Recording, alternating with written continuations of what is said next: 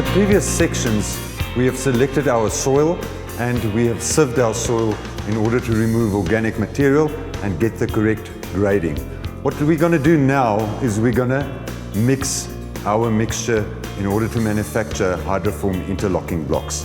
When we talk about mixing, there's two scenarios. We can either mix by hand or we can mix with a pan mixer. Mixing by hand is very labor intensive, whilst mixing with a pan mixer is less labor intensive. Also, when you mix with a pan mixer, you get a better consistency in your mix at the end of the day.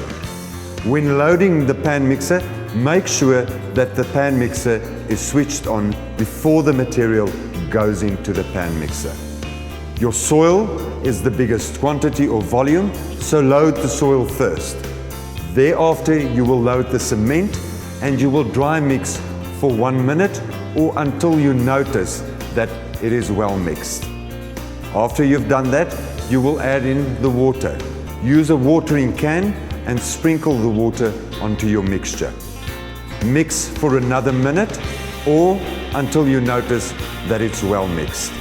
When your mixture is done and you're sure about the water content, I'm referring to the drop test, you can pull the drum lever and discard the mixture on the ground from where you will load it into your machine. Remember that the Hydraform pan mixer can come in various sizes. It is important that you do not exceed the volume of the pan mixer. If you do load too much material into the pan mixer will get stuck.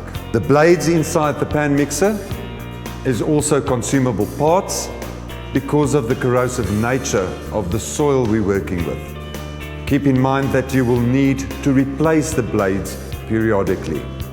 For more information with regards to parts on your Hydraform interlocking block making machine, make sure to contact Hydraform in South Africa.